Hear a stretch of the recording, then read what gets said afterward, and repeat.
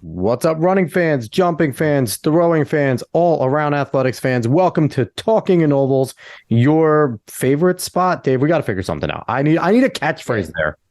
That is weak, man. It was bad. I really didn't think of anything. I tried to do it on the fly. It didn't go well. Did not go well. But anyway, you're in the right place if you like track and field. Here we are back for another great episode. Before we get into all the fun stuff, like, share, follow, subscribe, rate 5 stars wherever you can. Spread this word of mouth. Go find us. Interact with us on the socials.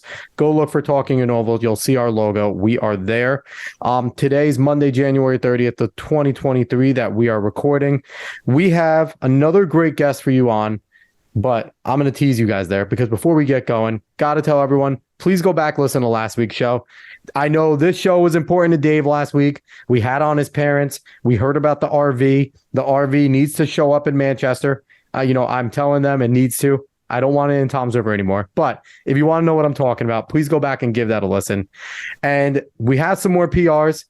Thanks to Coach Geiger over at Lacey. I'm going to run through these really quick.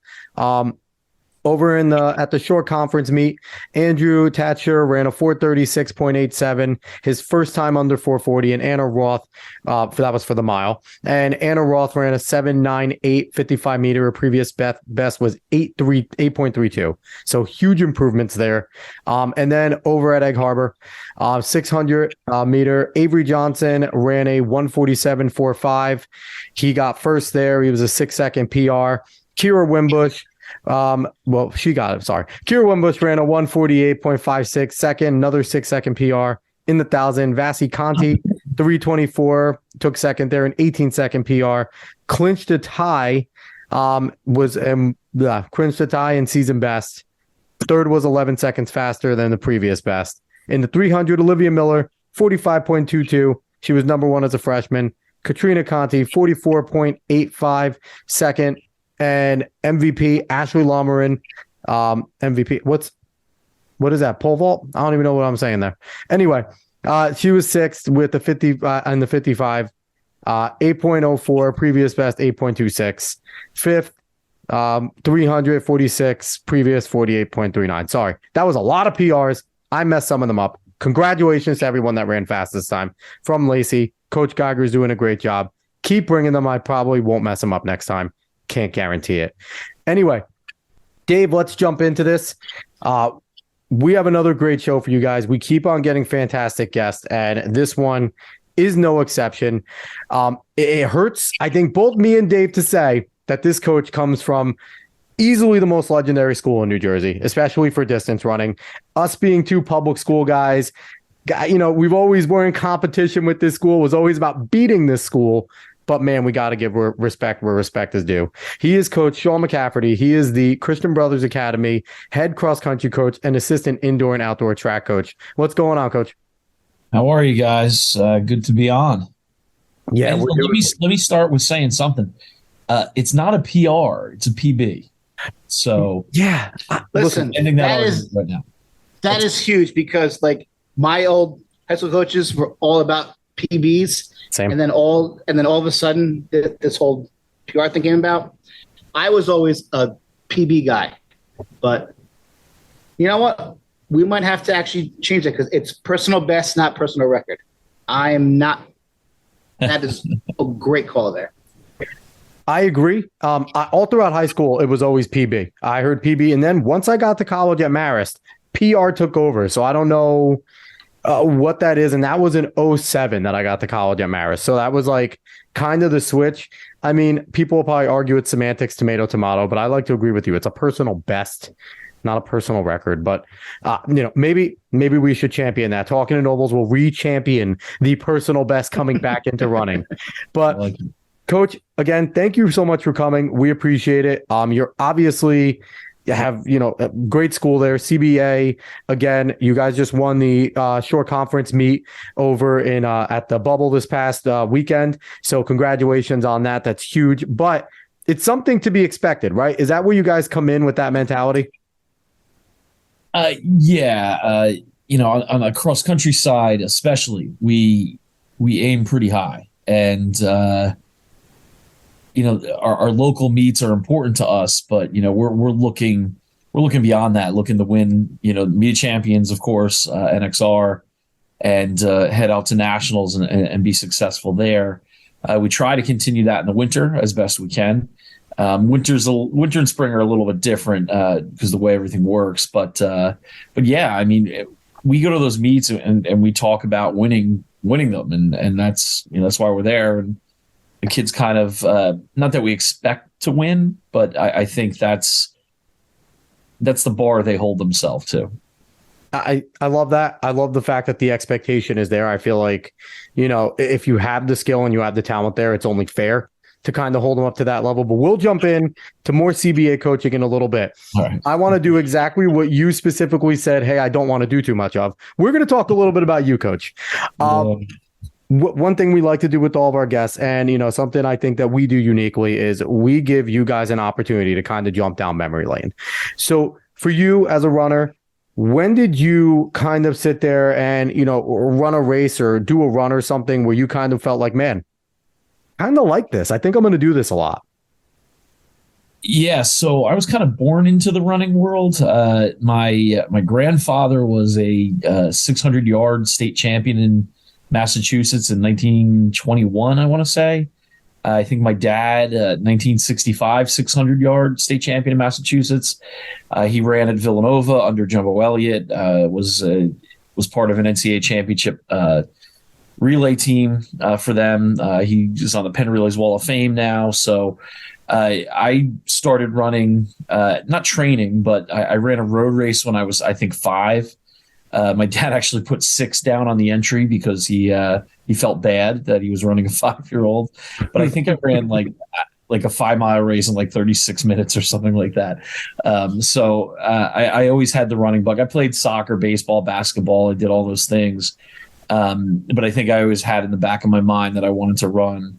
And then, 7th grade came around, and I remember my goals were, try to be top 10 in Ocean County in the county meet. And a lot of middle school areas aren't very serious about things, but I think Ocean County and a lot of it, I think, because Tom Rebold, you mentioned him last week, Dave. Yes, absolutely. He was very serious about his team that he coached at intermediate. Oh, yes. Yeah. And I think that kind of brought some excitement to it. They also used to have the middle school meet race the same day as the high school meet. Yes. So we'd go to Ocean County Park and race before the varsity guys race, which is pretty cool. Yep. And I was able to win in 7th grade, and that's when I really got hooked into it. But I still played basketball at my school as a 7th grader, and so I wasn't fully committed. My dad really tried to kind of let me figure things out. But then 8th grade, I ran very well, and that was it. So yes, you did. So no, I mean, go ahead. Like I said, like my first year ever running was in 8th grade, and I thought I was super hot stuff. And then there was no reason why my school would have a dual meet against Central Regional, but my coach, as Sean said, Tom Rebold, he's like, hey, you know what? You and Janklitz think that you guys are hot stuff. We're going to go there, and we're like, we're going to win easily. And, man, we got whooped. Sean ran. First of all, it was a crazy course. There was, we went into the woods. There was, railroad tracks and everything. It was nuts. And then, so, he just ran, and I was, at that point, I was like, all right, I have to keep working super hard to even try to compete against someone of this caliber. It was, you were just this person that was here, and I was here, and it was just awesome to just. And then we actually started training together on Saturdays and Sundays, running at Park, and what a great memory that whole time was. It was, yeah. I had a good time. My injuries, freshman and sophomore year weren't fun, but after that, when I got healthy again, it was a lot of fun. Yeah. So. Yeah, I know all about injuries too. I think all of us here have kind of had the injury bug hit us at some point. I think all runners do. And it's kind of that's the challenge, right? Especially if you're a distance runner and stuff. Like it's hard to get back on there. But it's funny. You mentioned a crazy course like that, Hyatt. Doesn't that you talking about that reminds me of the old Manchester course when they That was used the to worst go course through. ever. I used to love the old Worst Manchester course ever. I Worst love the course old ever. course because it was the biggest advantage. No one could run on it except for us. It was great. But so overall, so that's when you had your spark, seventh grade. One the theme that I got here is, and I think it's kind of natural. Everyone's like, yeah, I got the spark when I won. It's like everyone's like, I won something and it was pretty cool. What's funny is my first race in seventh grade, I lost to some kid from Southern. I couldn't even tell you who he is. And it angered me so much in a good way. I don't think I lost again until my first race freshman year. Yeah, I mean, I love racing. I love the nerves of it, the intensity of it. It's why I coach. I really, it makes me tick, and I like leading other people into that feeling. So what are your favorite, if you have any few memories to go down from like your high school or any other part of your career, what are some of your favorite memories that you can kind of draw on that like maybe you haven't thought of in a few years and now you're saying you're thinking back on it? I was like, man, that was a good time. It's a tough one. So I remember in seventh grade, we raced the Intermediate West Invite, which was a kind of the biggest. It was kind of a shore conference and a little bit beyond the shore conference. And I remember there was a kid from the West West Invitational. Long Branch. What's that? It was called the West Invitational. Yeah. There was a kid from West Long Branch who was really good, and he took it out in. I mean, we were 225. I think at the 800, we were flying, and I thought I was going to lose to the kid. And after about 3/4 of a mile, he was gone, and I was able to win, and that was the first time I felt really challenged. Because before that, I was kind of seventh grader trying to figure things out, and that was the first time I was challenged, and I was able to respond to it. And then one of my happiest moments when I was in freshman year, the short conference. I remember Tom Heath sat me down. I was at CBA at the time. And he told me, start out in 50th place. It's at Homedale Park. Start out in 50th place, move up. No CBA runner, freshman, had ever won a varsity letter. And I needed I needed a couple points. And the way we do it is the top 10. If you make it into the top 10, you get 5 points. Top 20 is 4 points and backwards. So I might have needed like 1 or 2 points. So the goal was to finish top 40 or whatever. And at the mile mark, I was like in 25th place. And I just remember Heath just freaking out on me. And I just kept moving up. And I think I finished 12th or 13th. Wow. And it was a really good race for me. And it was just that moment when I finished and Heath came over and he was like, yeah, sometimes I'm wrong. And he walked away. That's awesome. Yeah. It was pretty The sign of a great coach, though, so I want to ask you, so like you're at CBA in high school, and then you have a phenomenal freshman year. Right. You get hurt, and then senior year you're back at Central. Like, right. What went into all of that? And you had a great senior year in XC too, man. I think you're what, 6th in the MOC? 5th in the Media Champions. Sorry. And yeah. So I grew a lot. During freshman year. So right at the end of cross country, I ran in the non-public A. I guess back then it was a Pro QLA state meet. I ran very well. We were able to win. And I got hurt that day, I think, running around watching other races because we used to stick around to get splits and things like that. And it was just not a good idea. I hurt my hip a little bit. It wasn't anything bad. Then I grew and my shins were just really bad and I couldn't run more than a few days without my shins really hurting. And it led to a lot of frustration, difficulties.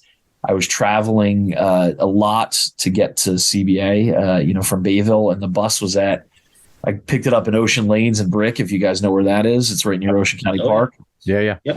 But it was at like 6 a.m. and the bus would travel all through Point Pleasant. It was a lot, and I needed a change. I I'm not gonna lie, I considered going back after I got healthy and felt better, but anyway, I stayed at Central, and I was able to get healthy. I remember at one point, my dad was always a pretty quiet guy. He was always very positive, but every once in a while he would say something that just got to you. I think he deliberately did it. And I ran like a 450 mile or something in some dual meet as a sophomore at Central after I transferred back. And I remember finishing, I was excited. And he's like, you shouldn't be happy about that. You ran like 440 in 8th grade. And that moment kind of triggered me and got me rolling in the right direction again. And I worked really hard in between sophomore and junior year. And I was able to train healthy for the first time in a year. So that's kind of it. And then, fall of my junior year, I got better and better as the season went on. I think I started out at 1720 at the short coaches and ran 1640 by the end. Back when 1640 was fast. It's a whole different ball game now. Yeah, no, I finished 15th in the meet of champions at 1640, and like now, you wouldn't even be in the JV A race or something. Yeah, I mean, I'd be 15 seconds away from making CBA's top 7. Yeah, but in your defense, though, there were still rocks on the course. Everything wasn't paved and perfectly groomed, and it was the shoes wearing. You guys were still wearing like waffle racers, and I'm kidding. I think it's all coaching now. It's just so much better coaching now, and so much better understanding of everything. Yeah, I used to run 6-minute pace all the time. So it's probably exhausted at all times. Right. I remember you coming to run with us at the Beach Yacht Club for summer practices. Yeah, and then we would just go like 6 minutes. Like every day was just an absolute race. Every day. Yeah. I used to hammer all the time. So now like at my kids today, we did a double. We did 3.5 miles in the morning and 6 or 7 in the afternoon. And they're going 7:30, 7:45 pace, just getting easy miles. And I would never done something like that. And I think the training has changed so much. I think people are pointing to the shoes a lot. I think there's a lot more to it than that. I also think too, it's coaches now, like we have a better understanding of like, you don't have to go balls out every single day. Like you need to have, like my coach was like, let's go. It was just had to be fast every day. And whether he said it or not, like that was our mentality. Like we had to just go hard every single day. Yep.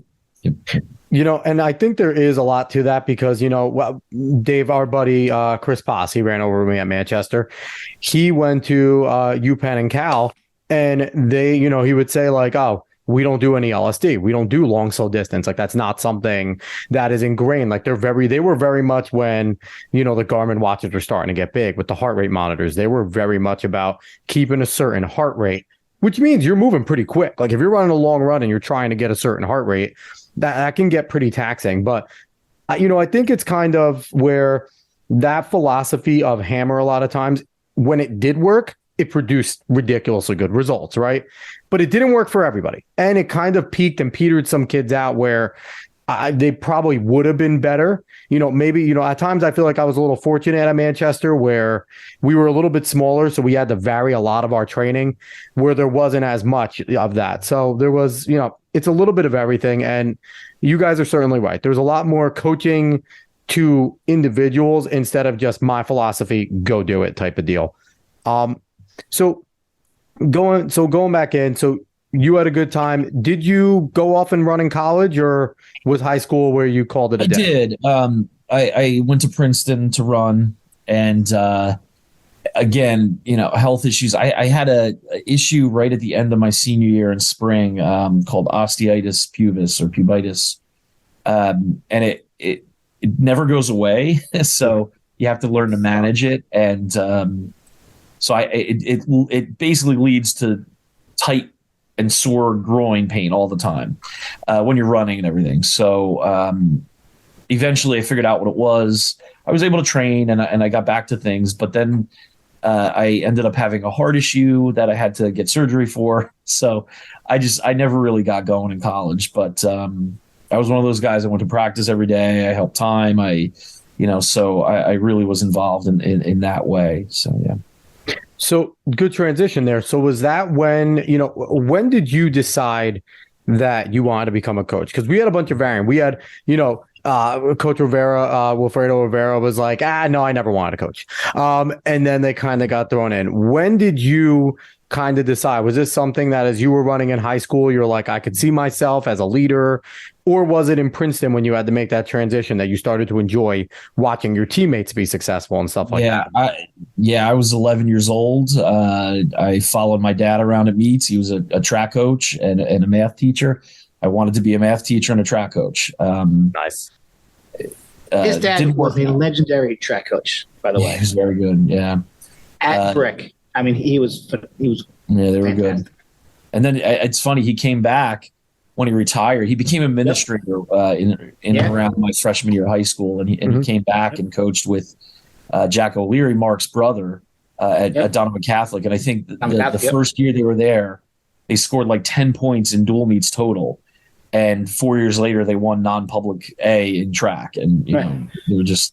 And then they retired, and that was it. But I mean, that's such a great duo because Jack O'Leary, mile coach's brother, he had the state record in the mile at Roosevelt Catholic in like 4:15 on a cinder track and a dirt. So you had two guys there who were just like, and they were getting paid absolutely dirt, but they just loved the sport and just wanted to just coach. And that was awesome to actually watch. I remember that time. It was phenomenal. So I believe I was fortunate enough to be competing at that time because if I'm not mistaken, that's when he had George Johnson, Raymond Coles, the Bryce brothers were there. And I actually was pretty close with, Brian Bryce when I was there because we're rivals, Manchester and Donovan. But it's like at the same time, there's a lot of Manchester kids that end up in Donovan. So we were friendly. I was friendly with Ray Coles and George Johnson, even though they both started whooping my ass. They were both younger than me, but man, my injury started to pile up. It's not an excuse, but they just kind of one meet they ran by me and they never looked back. But they were good. They were both great coaches. Yeah. So Sean, I want to ask you. So like you graduated from Princeton. You spent a little time at Rutgers. Yes. And then you go to Homedale and you're coaching with Bill Logren, who is a great coach. I remember racing against his team when I was in high school. So were you teaching at Homedale at that time? And then also, yeah. So I teach Latin, so my math teacher coach thing didn't really work out all that well. But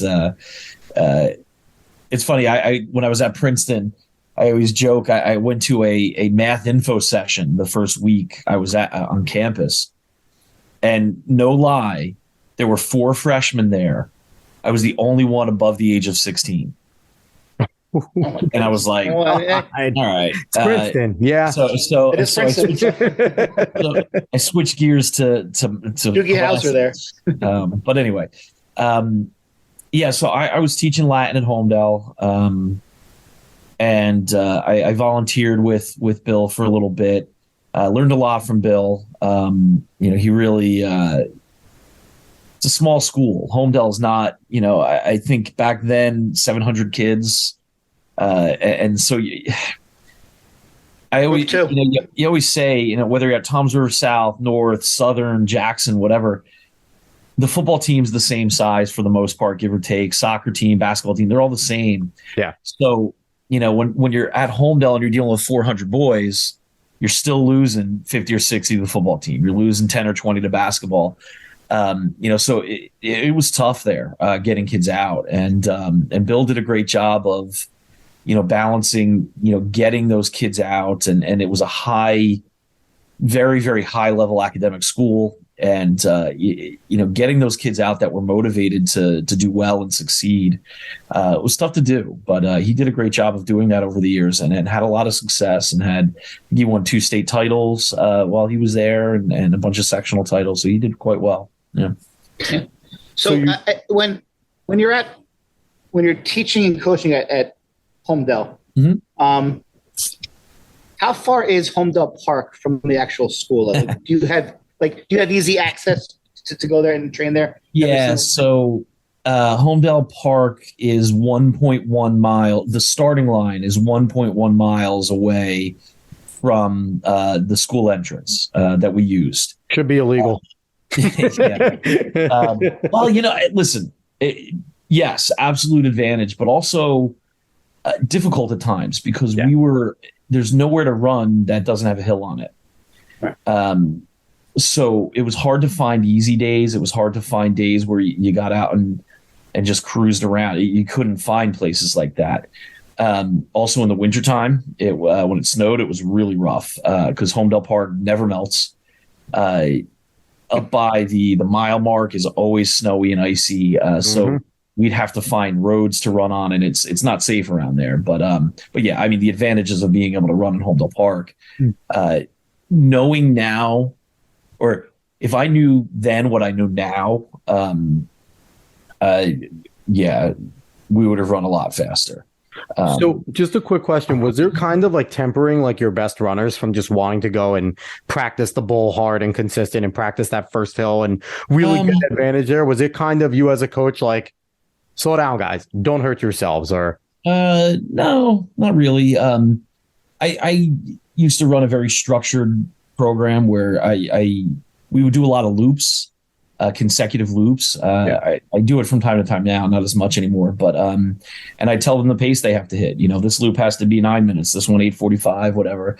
So there wasn't a whole lot of that. I think that the biggest takeaway was getting kids excited to race because they were there every day. Right. And they went there for class trips, they went there for picnics with their family. It was tough getting them jacked up. Like you guys went there, you guys were pretty close, half hour, 45 minutes away. Mm-hmm. And how often did you get there? Especially during the school year, summer, more. I said that at South, we would get a bus and go there probably at least every Saturday, Right. like Coach O'Leary was good with like, he wanted us to always run hills because we were considered South Jersey, so like we felt that we had an advantage on the flat courses when we ran the actual hills. That Right. Going down there would actually be an advantage. But I mean, overall. So, were you there when Craig Siegel? No, I was not. I didn't think so. He was an 01 grad, I think. I didn't start there till 03 or 04, I think. Yeah. He was with Eddie Bain, so I wasn't sure if you were there. All right. So they had go ahead, Dave. No, go, Alex. So I was gonna say, they had some good runners at Homedale. You eventually leave there, go over to CBA. You go from one legendary coach in Coach Logren. Now you're with the coach of New Jersey. Like it's not even unfair to say. Takes over in 1970, retires in 2015. Coach Tom Heath is the premier coach from New Jersey in distance, and it's not even close. Yes.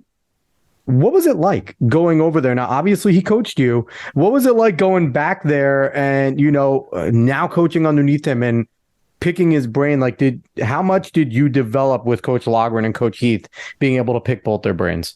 Yeah, so I think the one thing I learned from Logren, and it was something I think a lot of coaches in New Jersey miss, a lot of coaches everywhere kind of miss, is that Bill always strove to beat CBA, right? Never did. I never did when I was at Homedale. We finished second in the meet of champions, averaged 16:30 at Homedale. They were first with their 5 guys sitting out, So that was the craziest race ever. Oh my God. I got a funny story about that if we have time, but we always have time. We always have time. So, I mean, Bill kind of looked to CBA and said, okay, what are they doing that works? And I think a lot of coaches look at us and are like, there's coaches at meets that don't say hi to me, that don't talk to me. I'm a nice person, so it's challenging sometimes to anyway. But Bill was always striving to be that, hey, we want to be the best public school in the short conference year in and year out. He was a lot. I was, I think, 5 out of the last 6 years that I coached there. That was important to us. We traveled to Bowdoin to go race CBA. That's at my age up here, Bowdoin and Poughkeepsie, right by me. Yeah, exactly. Yeah. Anyway, and then going over to Tom, I knew Tom very well. I went to cross country camp with him every year. I brought my Homedale kids with him, so I knew him quite well. And I was one of the coaches that he had a relationship with in the Shores. So we talked often. We would have JV dual meets, freshman dual meets throughout the season together. So it was a pretty comfortable move over there. Obviously, I left a couple of very good athletes. I had Aaron Barlev, who had run, I think, 4:17 as a junior. Marin Warner, who had run 4:49 as a junior. I was leaving them. But Craig Siegel helped out the next year, and they ended up running pretty well beyond that. But, getting over to CBA, they were through a transition too. I wasn't, I took over for Chris Bennett, and he was kind of a short-term legend, but, he did a lot to, I think him and Heath is a really Twitter well legend together. now. A Twitter legend. I think him and Heath worked very well together. Heath is the numbers, everything matters. I'm going to get in your face, yell and scream at you. And Bennett was I'm going to lift you up and make running fun and exciting. And for a few years there, they just had this perfect mix of success. And so I was coming in right after that. And the year before I got there, they averaged 15.52 at Homedale. I asked Heath about that. He's like, yeah, I didn't even think we could do that again. It was just, we hit it on the right day. So it was tough at first. I started August 1st. I think Heath was really diving into, trying to do things, and he didn't really, we didn't really deal with each other much right away. We were coaching together, but I don't think my advice was all that in his ear. I think as the year went on, he started to buy into a little bit more of what I wanted to do. And, But yeah, I learned so much from him. I couldn't even describe how it changed the way I coach. And not even the training. I've completely changed the training that I did 3 years ago. But how he coached and motivated, and sometimes it was scaring the crap out of the kids. Sometimes it was. I remember my first week, we were racing LaSalle. We were going to be number one in the country. LaSalle was going to be number 2 from Rhode Island. And he passed out photocopies of pictures of the LaSalle team August 5th for a race we were having September 26th. And it was like, get to know these guys. Yeah. He passes it out to the team, and it was like, holy crap. And just learning to pregame and to kind of show the kids how to race and where to be in races is something that I never thought to do at the level he does. And it was, life-changing for me in terms of how to race at Homedale, how to race at Manhattan, Van Cortlandt Park, of course. Little things like just everything blew my mind right away. So Now, the one thing that I have noticed is that you don't have the same old awesome pink shirt that Coach Heath has. With 2 buttons undone, the collar halfway popped. You always knew where That Coach guy Heath had was. the You always coolest knew. pink shirt of all time. He loved that shirt. He would burn it. I do have to ask you, because you mentioned how your training has changed just from a few years ago. A few years ago, we were all dealing with COVID-19. All coaches in the area were dealing with COVID-19. How did CBA handle COVID-19? Because obviously things can work different in a parochial school than they can in the public sector. So how did you guys handle COVID-19 training-wise, school-wise, everything? How did that go over there at CBA? Yeah, so our training changed, actually. We went to indoor nationals in 2019, I think. Mm-hmm. And so a year before the pandemic, and we ran, I think, 17:18 or 17:19 for 4 by mile. Damn. Real fast. We lost by 20 seconds.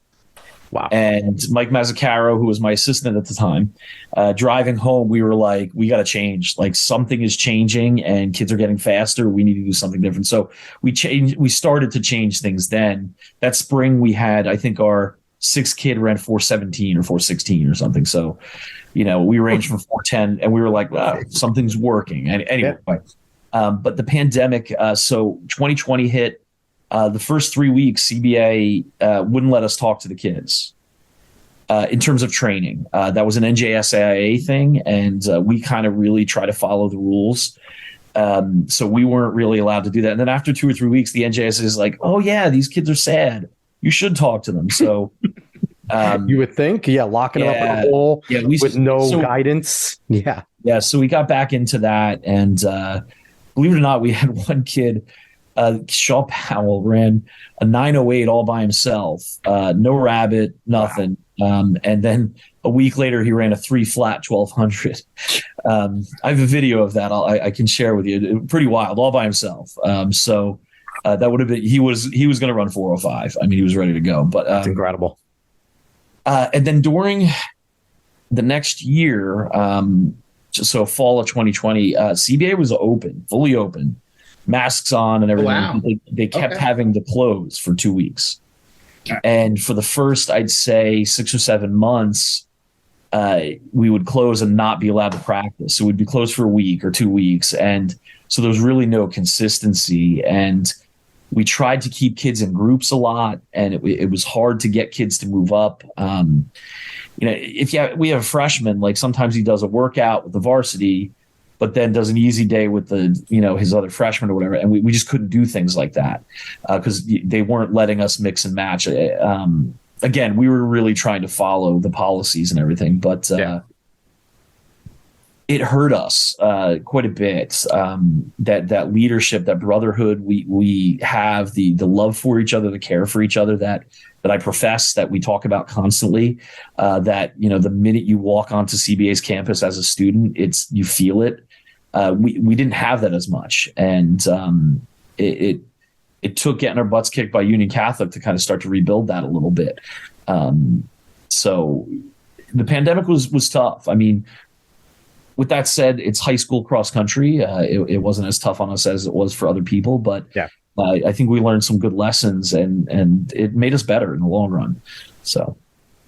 Yeah. It's kind of like to a T, like everyone kind of talks about like the challenges of like continuing to train and, keeping, your athletes training and then not overtraining because they're kind of going stir crazy and thing like that. So I definitely had a negative effect on everyone. And everyone took kind of a different approach in terms of schooling and how they opened it up. So I just want to talk about more challenges of coaching just in general at a parochial school, because it is a different animal than it is. You have the experience of coaching at public in Homedale and then over at the parochial at CBA.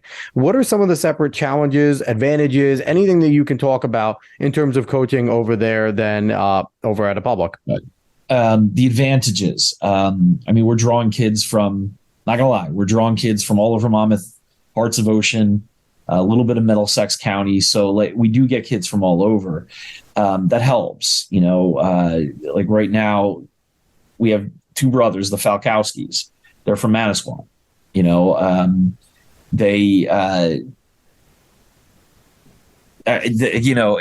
funny. Neither of them broke 5 minutes before they came to us, but both were talented. Their dad was a good runner. So we do get kids from all over. That's a big advantage. If you're a good runner and you have the money to pay for the school, like it's almost no brainer to an extent, depending on what town you're from. We don't have football. We have rugby. We have rugby, which pulls 80 kids. So it's similar to football, but it doesn't take over the school like football does. So football, when I was at Homedale, no matter how good the team was, there were years where they were 0-10. There were 5 years where they were 0-10 every year.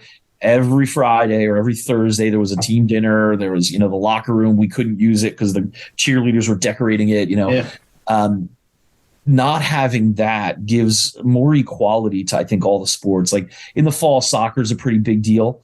Yeah. But you guys have a good soccer program there too at CBA. We do. But it's very different. Like for instance, we hosted the South Jersey non-public A soccer championship. It was Seton Hall, I think. Somehow they were in South Jersey, and the game started at 2:00. the principal led 600 students up to the field to watch the game. No. You know, like stuff like that is cool. Like, Right. and it doesn't happen. Do you find that the success of your cross country program kind of gets you guys a little more respect?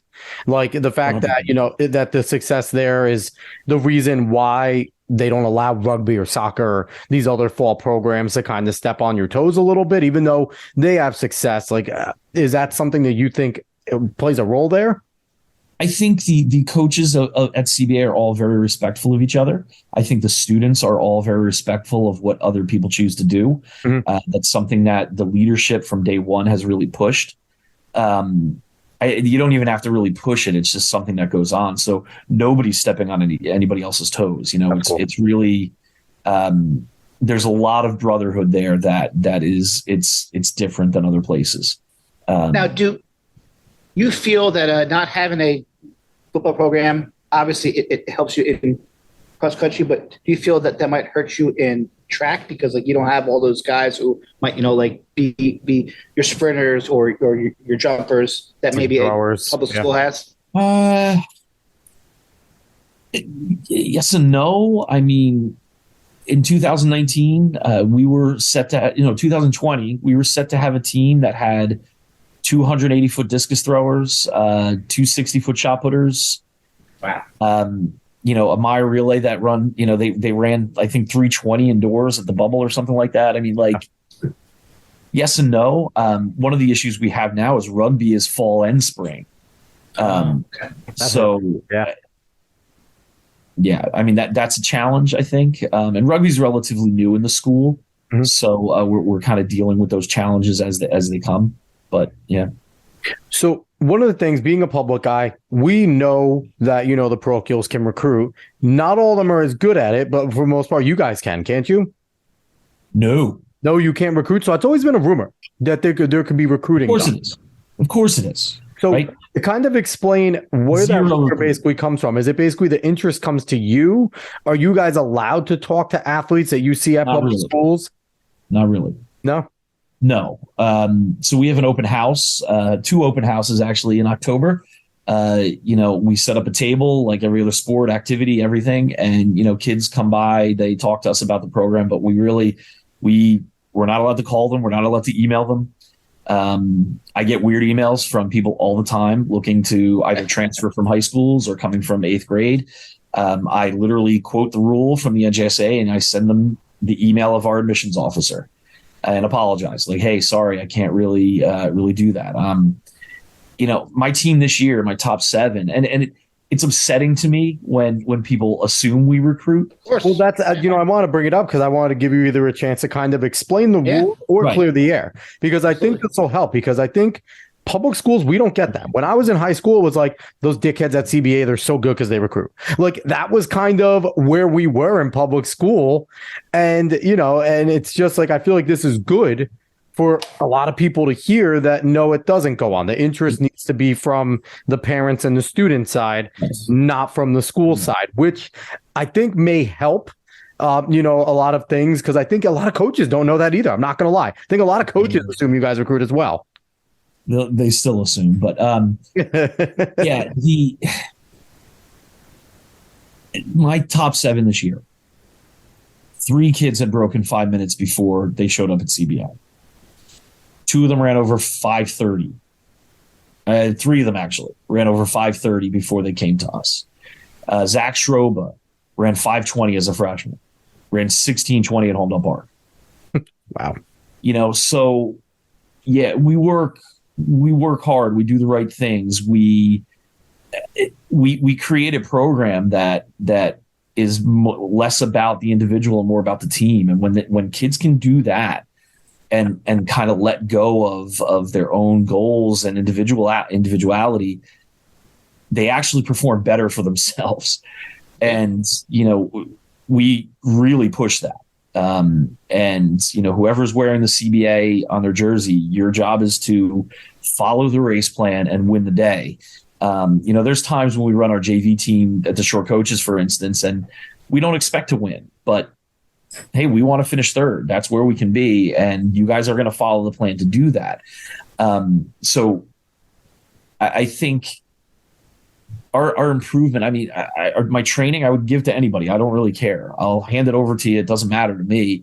It's more about how you implement it, how you get the kids to believe in what you're doing. And if they don't, they're never going to trust you. They're never going to trust the fitness.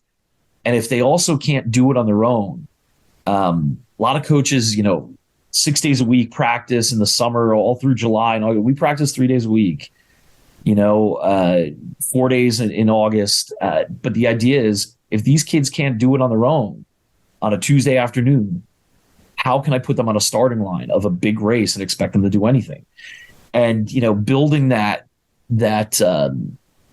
giving them that onus and putting that good positive pressure on them right when they're young, putting a freshman in a dual meet where we have a streak of 391 wins in a row. Usually it's against a team that I know we're going to be fine against, but they don't know that. And I'll tell that freshman, like, we need you to win today. We need you to finish fifth. And it's what I call easy pressure. We had a kid in the 4x8 2 weeks ago at the state relays. He was very nervous. We let him off. Now, after him, I knew we had two kids that ran 420 and another kid who ran 156 as a sophomore. Like, I knew we were going to win. Put him in there, and he leads off, hands off in the lead, and we went big, and he was jacked, and it was like easy pressure. I knew he was going to succeed, even if he ran 210. The other guys were going to pick it up and do it. So we constantly talk about picking each other up, helping each other grow, building upon each other. And I think that's the singular most important thing that's different about a lot of what we do. And we're very serious about it. We start freshman year. The first conversation we have with the freshmen is, we want to be the best freshman team in the Northeast in the country. And we start small and work up from there. That's a big deal. It also helps, we have the freshman run at CBA where every freshman runs a race the second Friday of September. It's awesome. We often don't get as many kids right away from that, but a kid like Tim McInerney, who ran 410, 153 for us, 1601 at Homedale, he was a soccer player. He did very well in the freshman run, and then ran for us in the winter and spring, and then decided to do cross country after that. So I think he won like 8 state titles as a CBA athlete. So pretty good. Real quick, Dave, I just wish that we had video actually releasing here for the audio, because when I said, we know you can recruit, the face that coach gave me, and kind of the glare that came through was like, you too. But no, I'm happy you got to set the record straight there. Go ahead, Dave. No, I was gonna say, as a coach, in the Chicago, it's like, you would think that, coaching at CBA is a breeze, it's an easy job, but I have the actual opposite mind frame. Like, the amount of pressure that you have to feel has to be just insane. Like, you are expected, like you just said, like, you have a 391 straight dual meet record. Like, So what is it like, to know that you have to, can't get worse than maybe, second or third in the MOC, or, like you have to qualify for NXN. Like, what is it like to just have that pressure on you? And do you ever take time to just reflect and just be it just has to be just so hard to just have that pressure at all times? So there's different levels to answer that. I think the administration at CBA, the teachers, the faculty, even the parents, their goals for me and my goals for myself is to produce a good young man. So when those kids graduate, they are positive contributors to the school community, their own community, their families, everything. That's my goal.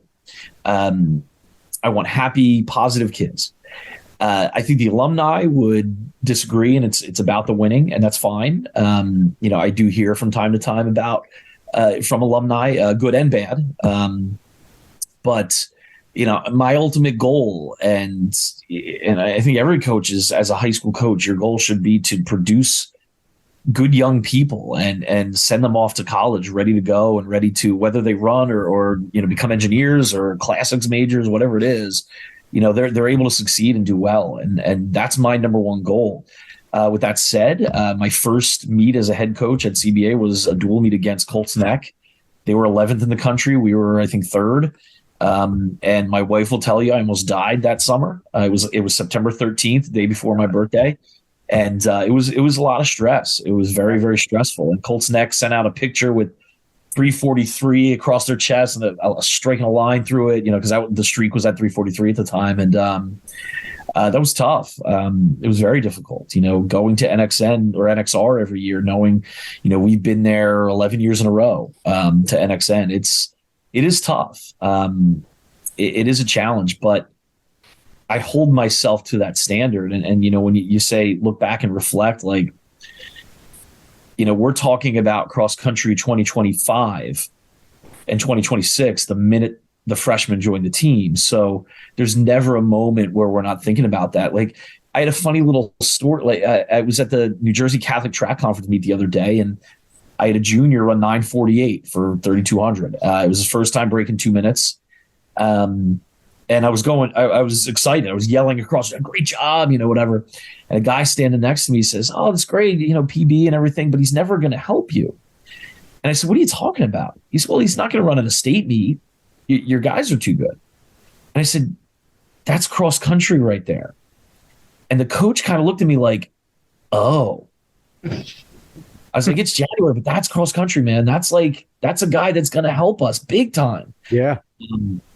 So, and again, also, like, that's kind of what our goal is, to just constantly make these kids better. And I think a lot of people, like, how many kids score in a track meet? You get 6 places, right? On a CBA team, how many kids, if your seniors are running well, we got Nick Sullivan, the kid's ridiculous. How many kids are underclassmen going to be able to score? So you have to make those kids feel relevant all the time. Of course. And, even the slowest kid on the team, he must feel relevant. If he's on your team and you choose to have him on your team, if you make cuts or whatever, that's up to each coach. They have to feel relevant constantly. Like, go lead the warm up. You're leading stretching today. You're the freshman. I don't care. You're doing this and this and this. I think that, again, that's where I feel that pressure. And we look at each day as a new day and a new moment for us to get better. And, we talk about the end result and talk about goals, but that's not what we do every day. Every day is, let's get a little bit better and let's improve ourselves as people. So that's kind of how I take the pressure off them and me. But it's also fun, Success is fun, right? Yeah. Winning is fun. Listen, winning is fun. I came from Manchester. We lost a lot in team sports, okay? Individuals, when we had the time to shine. We had some decent track teams, but individuals but it's like you guys winning as a team, and as that helps build that brotherhood and that camaraderie that you talk about.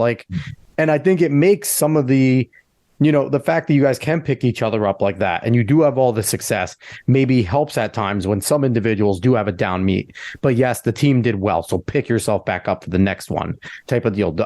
So I have to ask, I really got to pick, because these are 2 topics that I think a lot of people would want to know. Number one, do you feel like it's a benefit that the runners that you have coming to are coming to you with the intent of running cross country, running track, and running fast, as opposed to some other schools where the kids are just going to try running? They're just going to try it out. And number 2, do you think there's a benefit that you're getting a bunch of boys, young men that are within puberty, but there is not the temptation at the school with ladies there? I was going to ask that, yeah. They still have their relationships outside. They do what they do, but, it's not there right away. They're not sitting there in school, possibly breaking up with their girlfriend in the middle of school before a big meet. Like, do you find that kind of helps keep them mentally healthy in terms of the sport?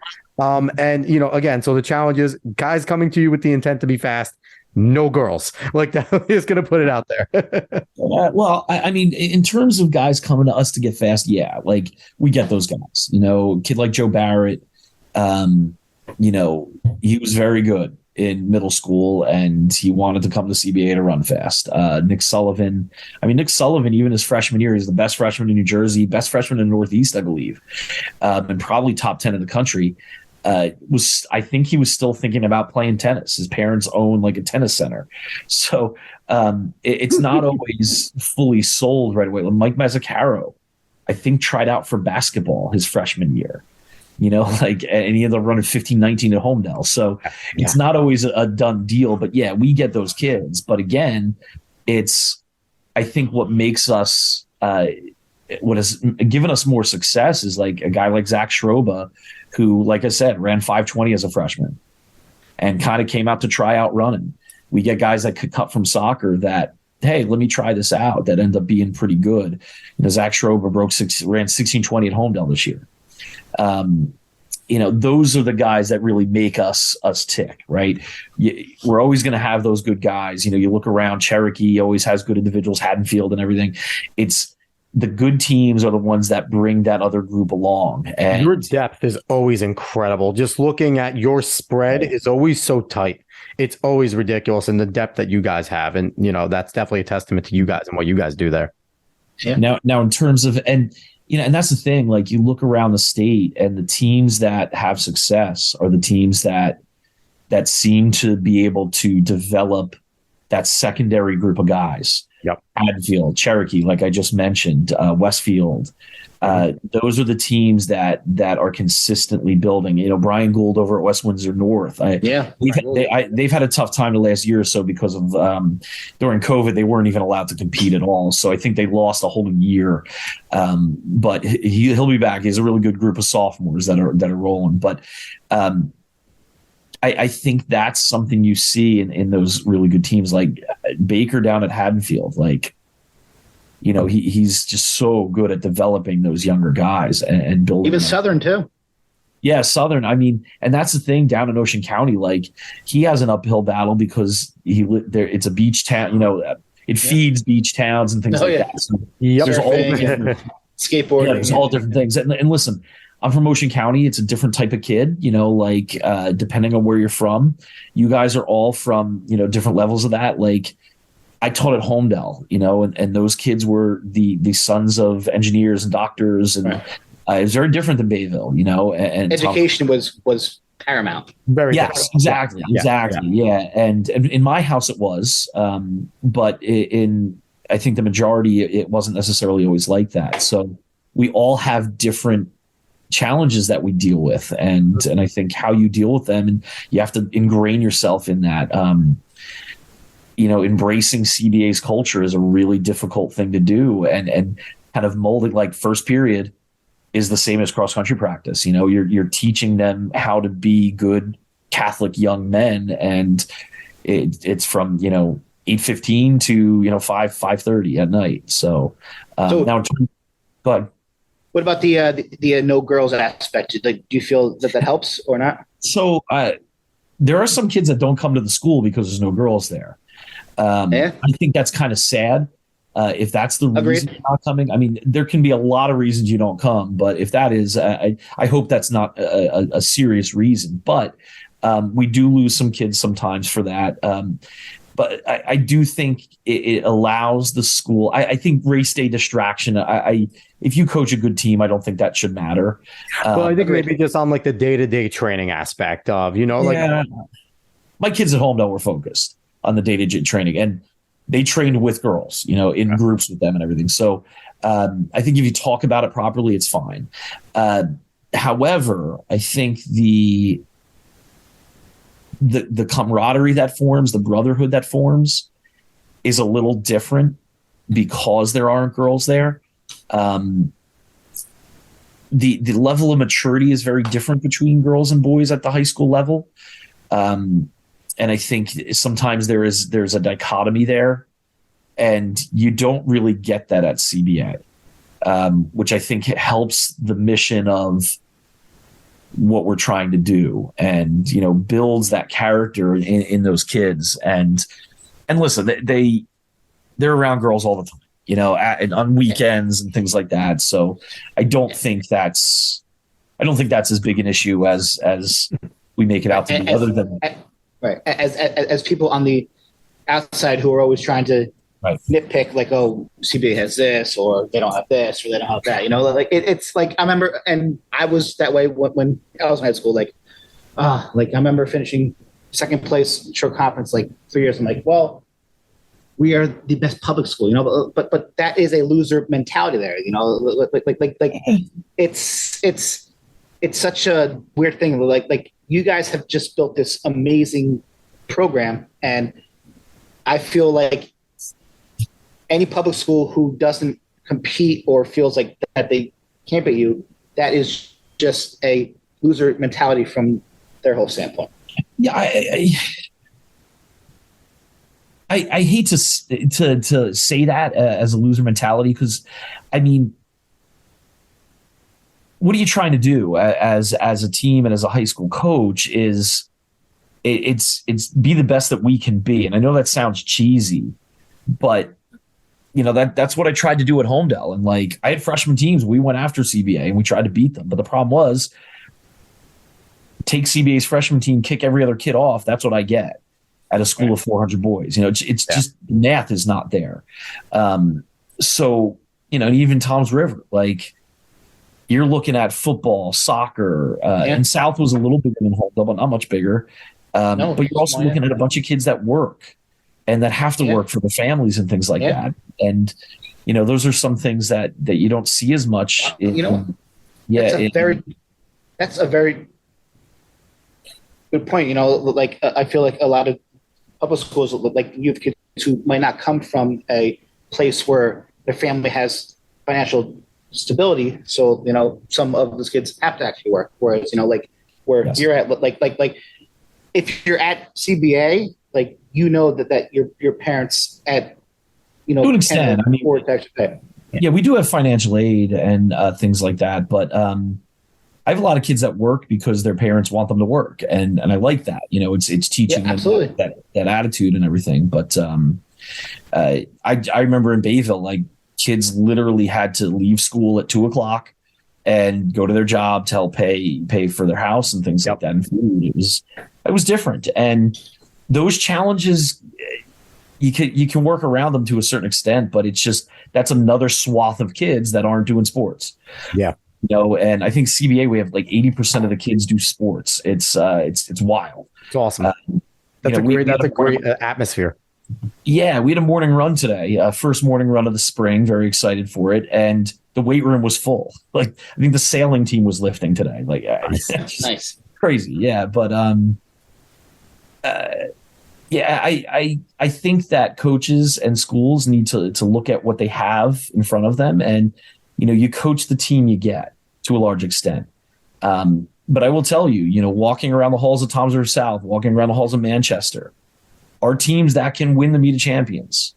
Oh, absolutely. Without getting those kids out, getting those 1,000%. Kids the time that they need to train is the challenge. And sometimes it's just not something you can do. I remember at Homedale, there were a couple kids that were average soccer players that would have helped us big time. And you just can't get them out because they're on their club team. They're doing this.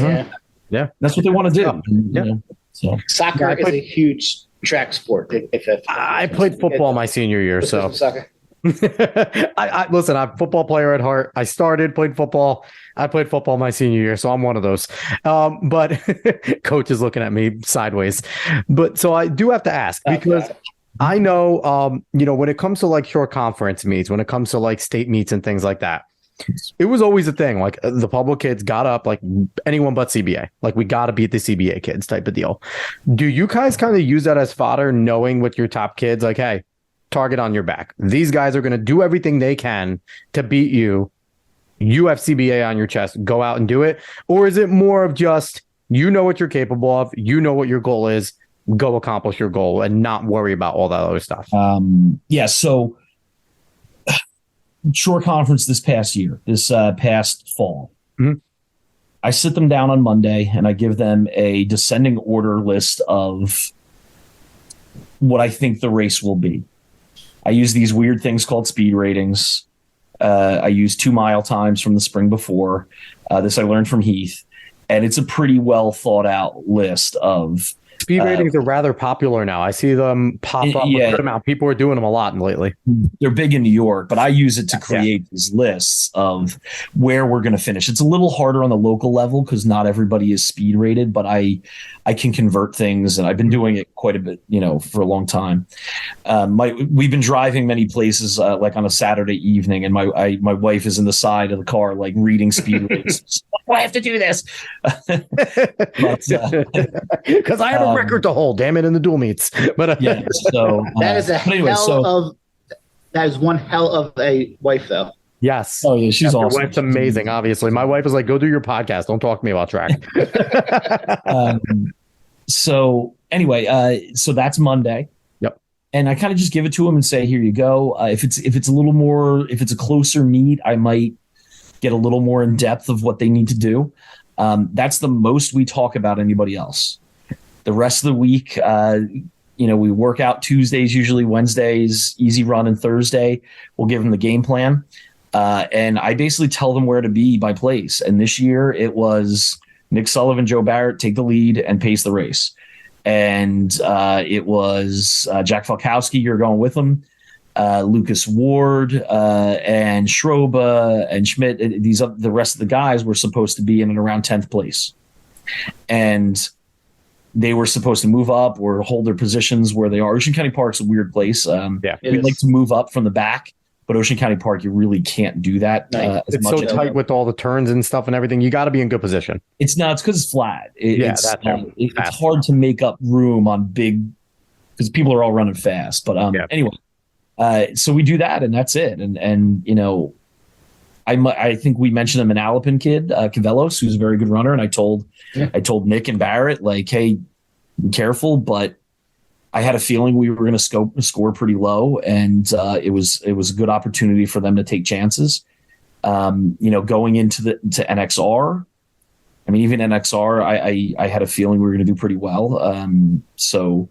But we'll go in and say, like, hey, you need to be 50th place. And at the playgrounds, 1,000 meters in at a boat, and I will be there counting. You're good, you're bad, you're 50th, you're 40th, whatever. Okay. Nice. Yeah, we try to do that as best we can. It's hard in some meets. Like Manhattan's really, really hard. It's almost impossible. Yeah, it's almost impossible. There's like 3 spots where you actually can see them coming around by the field and things like that. And if you go up Suicide Hill, it's then tough. You got to meet everyone. There's not many great spots at Vanny to get a great vantage point for that. So Sean, I want to talk about you and social media, and like people don't realize like that you are such a huge advocate for the sport itself. Like I remember when they were talking about, with their whole changes with the MOC, you were a huge proponent of like, this is nonsense, keep it how it is. So like, what do you feel that your role is with your website and giving advice and just like knowing that like you are kind of like in a sense the top dog coach in this state? Do you feel that you have any sort of responsibility to kind of be an advocate for the whole sport, or do you feel like because like you kind of take on things that would not affect you in any way, but you just kind of want to do what's best for the whole sport in general? Great follow on Twitter, by the way. Great follow on Twitter. Go follow Coach. Absolutely. Anyway, go ahead. I think all of us have that job. I mean, when you put on a meet, when you do anything, the number one goal should not be what is this going to do for my kids? It should be what's this going to do for the sport. And I think I started my website. I started getting more into Twitter and things like that because I think a lot of people have a negative view of me and CBA, and I don't like that. Yeah. And I'm trying to make it less adversarial, I suppose. I understand where people are coming from to an extent, but I'm a high school cross country coach. So I think that presenting those things and getting that out there is important. And in terms of them changing the meet of champions, quite frankly, I don't really care to a large extent. But 2 years ago, they shortened our season. in 2 years, we're going to start practice August 25th or 26th. That's official practice allowed to start. August 25th? That's ridiculous. So they did that, and then they changed the media champions. Yeah. And my whole thing was they keep doing these things, and we don't say anything, and we don't push back. What's to stop them from keep changing things? And there were some people in our area that were kind of like, well, we don't want to push too many buttons and everything. And we like the way the media champion. And here's the thing, the media champions now, like, I'm okay with the changes. That's fine. It hurts smaller schools a little bit. Yeah. But when it comes down to it, I don't want them to make more changes without us. Yeah. The NJSA notoriously does not ask coaches, at least in the cross country side and track side. I can't really speak for other sports, but they don't ask us for our opinion. And sometimes they do, and they just don't listen to it, which is a shame, and, but I'm trying to get that out there so that like people see that there is more. And listen, if people take my advice and do things better and, or take my advice and say he's an idiot and do things better because I'm an idiot, that's fine. I don't really care, but it makes us all better. CBA, not for nothing, CBA's best teams came when the shore conference was its best ever. Yep. Yeah. And you had a couple kids from South that were good, Freehold Township kids that were good. It was a Kyle Kroon and those guys. Really good. My Homedale team was really, really good. Colts Neck had some guys. Craig Southern had some when I was there. Yeah, Craig Voy, Zach teed off. They were really good when I was there. Yeah, and that's when CBA was at its best. I'd love for everybody to be better. It'd be great. It makes us better. Iron sharpens iron. Is that the phrase they say? Yeah, sure. Yeah, I mean, that's the phrase.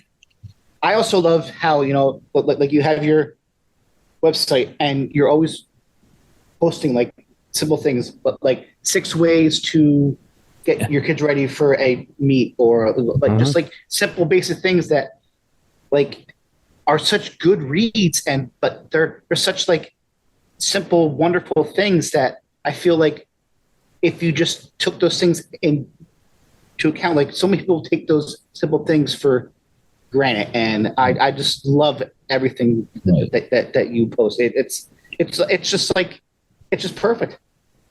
Well, it's also kind of a journal for me too.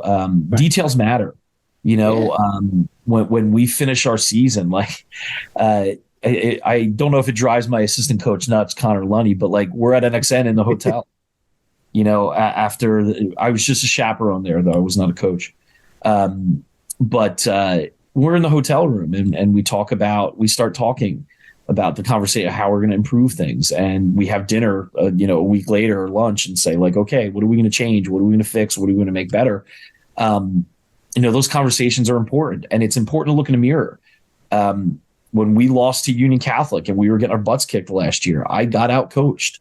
I can point to this transfer and this kid and that kid or whatever all I want, but we could have beaten them. I just didn't coach well, and I didn't prepare my kids properly. And that's the bottom line.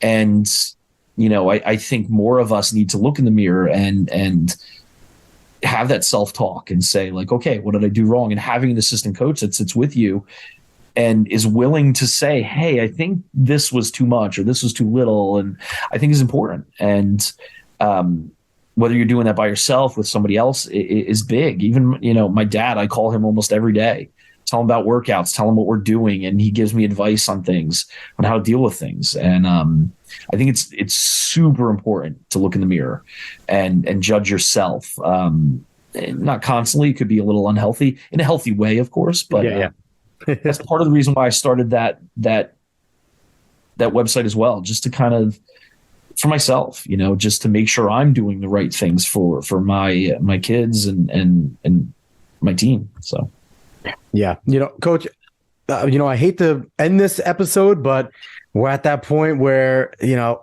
got to get it going. But I really, really appreciate you coming on. This was fantastic.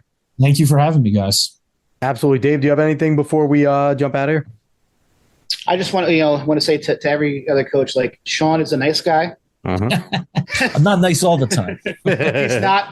He's not a big old villain, like he's doing his thing, and just, I just appreciate that you put so much content out there to help everyone else. And I'm just grateful that you came on this small little podcast, and thank you. And known you for, I don't know, 35 years, in a one way or another. And you were a pain in the ass to race against. You were even more of a pain in the ass to coach against. But everything that you've done, I'm super proud of you. And I wish you nothing but continued success in everything that you're doing. Thank you. And guys, I'm glad I came on here. I listened to quite a few of your podcasts. My first one was Baker down in Southern. He's a good friend of mine. Yeah, it's awesome. I like what he's doing down there. I mean, what he did with Jackson Braddock is really cool. So hearing some of the other side of it was kind of fun. But I'm also close to Chris Tefelsky. It was good hearing that as well. I text with him constantly about coaching, and he's a good dude. He's a very good dude. Yeah, I was at Rutgers with him for that. I know. I was there. Yeah. So, but yeah, keep doing this stuff, guys. I think you mentioned the shoes and all this stuff at the beginning of the podcast. I think there's a lot of things that are helping kids run faster, and it's trickling up to the professionals. But these are things that Kenyans and Ethiopians have been doing for years. And now it's just starting to hit here, and it's really good to see. And like, how many high school kids broke 4 last year? Listen, I got to say, I was in awe of this past weekend in track and field. Awesome. Unbelievable. I mean, record after record, everything. It was incredible. There was probably about 50 or 60 people who broke 4 minutes in a mile. Yeah. You had an American record in the 3K, which is faster than the American record outdoor, American record in the 5K. Like, every time I'm on Twitter, I see American record in the 600 women. Like, it's just, and how many girls broke 4:35 this week? It was ridiculous. Indoor. Hey, Alex Carlson from Rutgers University. Great job, Farrell. Great job, Jelly. Awesome guys. Yeah. Hey, Raddick's running camp counselor too. So we met her over the summer. She's a really nice young lady. 431 is rolling, man. Ridiculous. So fast. It's ridiculous. So fast. So good. So, I hope that, anyone listening right now, I hope we dispelled a lot of rumors and myths about CBA. And, I was educated too. I think Dave was educated too. You could take it with a grain of salt if you want. You could think, coach is full of it, whatever, but it's from his mouth. I'm rooting for CBA. I never thought I'd ever say that in my life, but I am rooting for CBA. One thing I've always appreciated about CBA is you guys were always a dominant school, but you never kind of rested and ran like a championship race. You guys always went after it. So I always appreciated that. As demoralizing as it was sometimes, you guys always ran after it. You always went to go and try and get a personal best and run really hard. And, I appreciate what you guys are doing there. And you know what? Don't worry about being so damn nice, coach. Just go kick everybody's ass. All right. Just go kick everybody's ass and do what you guys are doing there. You're building your legend. You're already one of the top coaches, if not the top coach in New Jersey right now. So keep doing it. We appreciate you coming on. Again, we will be back next week, everybody. Like, share, follow, subscribe, rate 5 stars, spread this word of mouth. Everyone, so long.